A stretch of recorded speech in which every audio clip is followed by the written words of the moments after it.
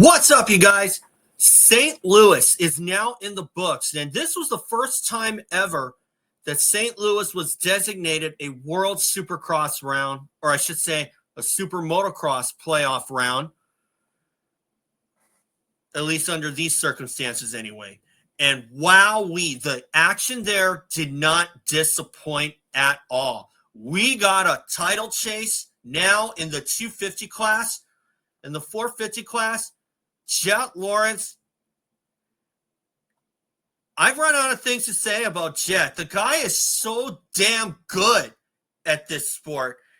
And like I said before, Jett Lawrence, the way that he rides, the fact that he came from last to fourth, please tell me you're not getting signs of McGrath when he was at Honda, because I haven't seen that kind of riding from someone as young as Jett Lawrence since maybe McGrath was at Honda back in the 90s. Except the difference there was that Jeremy only cared about Supercross and he had to work on the outdoors until he won the title in 95. Jett Lawrence is proficient in both disciplines, Supercross and motocross.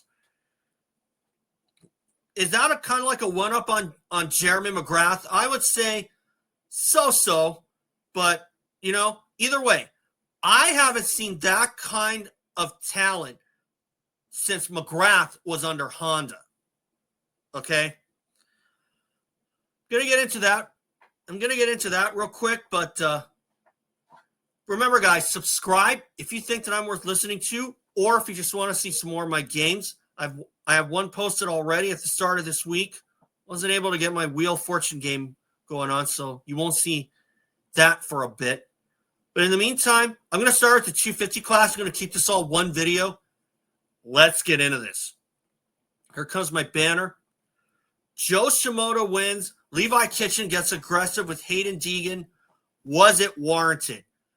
Haiden Deegan dominates the first moto, but in the second moto, Levi Kitchen just runs it in on him and takes them both down. Now, there are some people who are saying that, it was a stupid move, or some are commending Levi Kitchen for the kind of move that he made on Haiden Deegan.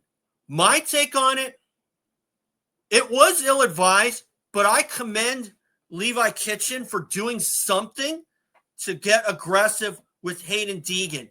And this is another Jeremy McGrath reference I'm going to put on him. The way that Deegan is dominating the 250 class, what Levi Kitchen did is an example of how many times I've heard David Bailey say that this is how you beat McGrath. You challenge him. You don't let him go. Give him a shoulder every once in a while. Bother him in practice. Be on his mind. But Deegan wasn't even intimidated at all. And the fact that he handled it the way that he did, he came a long way from when Seth Hamaker put him down, or he put Seth Hamaker down, and then he went right to the pro circuit tent. And I guess there were some heated words exchanged back then. I don't know if you guys remember that. I think that was 2023. Yeah, it was 2023. And granted, Deegan may have been on the faulty side in that situation, but to see Deegan handle that the way that he did, I commend him as well, because the other takeouts from back in the day that I remember, the guy who instigated it would be the one going right after the other guy's throat, for sure. I can remember when Jason Lawrence did that back in the late 2000s, when he did that to Josh Grant at San Francisco 07. But still, anyway, back to today's racing. Joe Shimoda, I think Honda better tell him to purposely get sick if he's going to come away with another overall win with the 2-2, and he benefited from Deegan coming back from last to 14th. But as far as Levi Kitchen goes, going back to that, my take on it, it was ill-advised, but I still commend Deegan for doing, or I should say, I should commend Deegan for doing something to prevent this title from being this title chase from being a runaway. But here's the thing. If I was Levi Kitchen, I don't know if I would have done exactly what he did. Now, Jeremy McGrath was well known for making these kinds of passes where he would cut to the inside of someone, move over on him, and make Deegan roll the next jump. And that's what Levi Kitchen should have done. If he took the same berm as Joe Shimoda did, he could have faded over to his left, make Deegan check up, and roll the double and leave Deegan in a pretty dangerous position if he wanted to. He could have been a real dick about that. But back in the day, if that was Jeremy McGrath doing that, that's exactly what he would have done. I'm going to say that right now.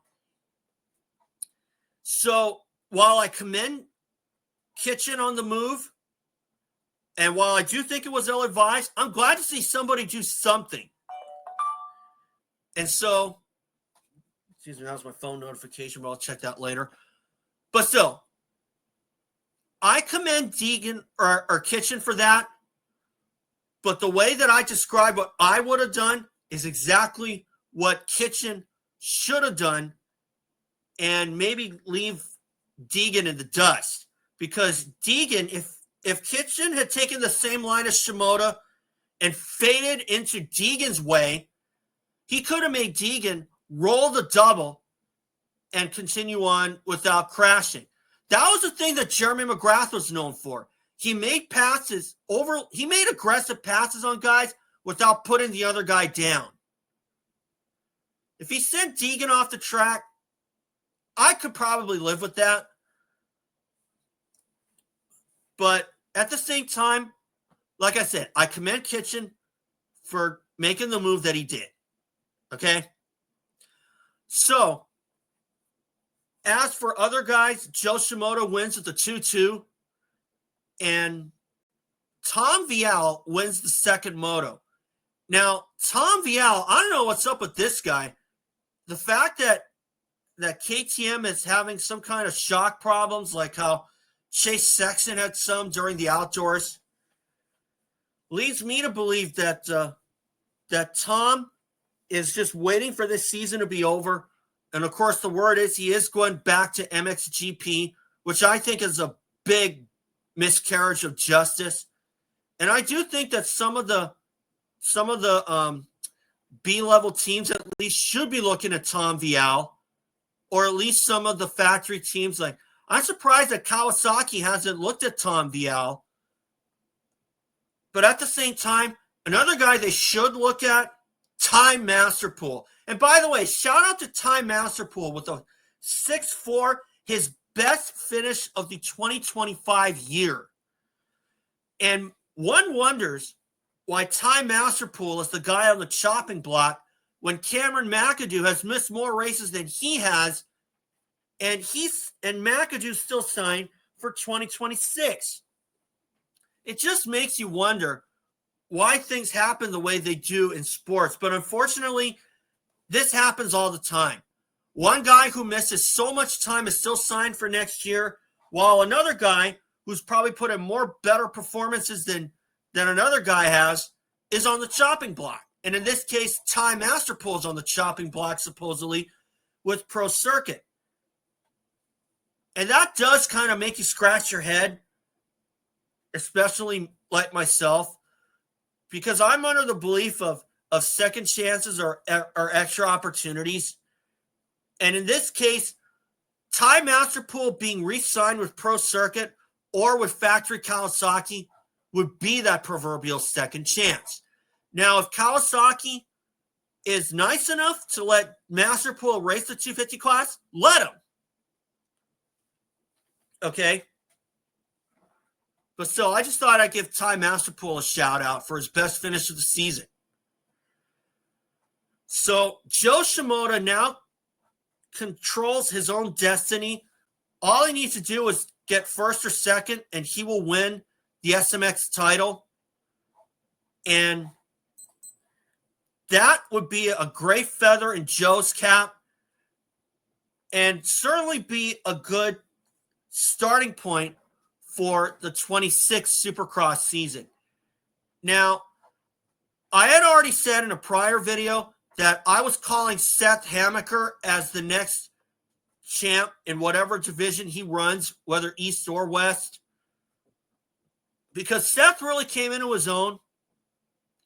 And I think Joe Shimoda is starting to come into his own. And if it wasn't for that pit board incident in Supercross after he won Anaheim 1, maybe Joe would have been a 250 West titleist. I'm not sure. Or you could have given Deegan a good run for his money. But obviously, we'll never know. We'll just have to wait till next year. But am I calling Joe Shimoda as the other divisional champ? Sure. If he's in the East Coast with Seth Hammaker, I'm going to call it a battle between those two. And if Hammaker is in a different division, I'm calling Seth Hammaker as the champion of that division. But odds are pretty good that Shimoda is still going to stay on the West Coast. I doubt that Shimoda is going to run the East unless Honda decides to do a little flip-flop and have Chance Hymas run the West Coast. And so one wonders if Chance Hymas is going to come into his own. He did win one of the races, I believe, East Rutherford in that slop fest. So one wonders how Chance Hymas will do in 26 along with Shimoda. Are they going to swap coasts? Odds are probably not. But honestly, I think that Joe Shimoda would do a little better on the East Coast. That's just my take. Because although that Joe is a good West rider, I like to see how he does in the East Coast Supercross season. Do I think he's going to win it? So. But obviously we'll have to just wait and see. But odds are pretty good that Shimoda's going to stay West and Chance Hymas is going to stay on the East. Okay, now to the 450 class. Hunter Lawrence wins with a 1-3. Jett Lawrence last to fourth in Moto 1. And of course, Jett Lawrence wins the second moto, fourth in the first moto. He's second overall. And I think that he does control his own destiny as well. And it looks like that Jett is going to be a 3-time SMX champ. But wow, that first moto ride from Jett Lawrence, 21st to 4th, I haven't seen a comeback like that in a Supercross or motocross race since probably Jeremy McGrath did Chaparral Yamaha. Because when I was following the sport, when Jeremy McGrath had to come from the back, he would always come back to 4th. I can remember Seattle 99 and Indianapolis 99 and Dallas 2000, where McGrath had troubles in the first turn, and he would come back for a 4th place finish. And of course, real followers of the sport, like and I know I'm a longtime follower myself, but this was before my time. But when Jeremy McGrath was in the 125 class at the time, in 15 laps, he came from dead last to win San Jose. So that kind of reminded me a little bit what Jett Lawrence did coming from near last all the way up to 4th. I haven't seen anything like that since Jeremy McGrath. And if you're not getting McGrath vibes from Jett Lawrence like how I am, I don't know who you're following. I don't know who Jett reminds you of. But like I said, I haven't seen that kind of talent under Honda since maybe Jeremy McGrath. Okay? So Hunter Lawrence wins at St. Louis, and that's good on him. So we'll see how the points go. And maybe, just maybe, it's going to be an all-out brawl between the Lawrences. But my gut says that Jett is going to come out on top. Because to me, Hunter Lawrence is a little start dependent. Okay? And if he gets a good start, he can do great things. He can win races. But if Jett gets the good start over Hunter, it's done. Okay? Unless Jett goes down. And I just don't see that happening. Like I said, Jett Lawrence is reminding me of McGrath when he was at Honda. So let that little inkling thing stick in your mind. So we'll find out if Hunter would take Jett down. Odds are he might go for it if it's for $1 million. And Hunter is one of those guys. If he gets the good start over Jett, I think it's going to take Jett a long time to get around Hunter. But after hearing that Jett and Hunter don't see the track until track walk, that's a major sign of confidence on their part, for sure. And to see them ride the track like the way that they do and consistently be faster than everyone else, I think it's a sign that natural talent is in this family, for sure. And that's where I'll leave it. So anyway, guys, I thought I'd keep it short. Thanks for watching. And remember, subscribe. I'll see you all for the final round at Las Vegas.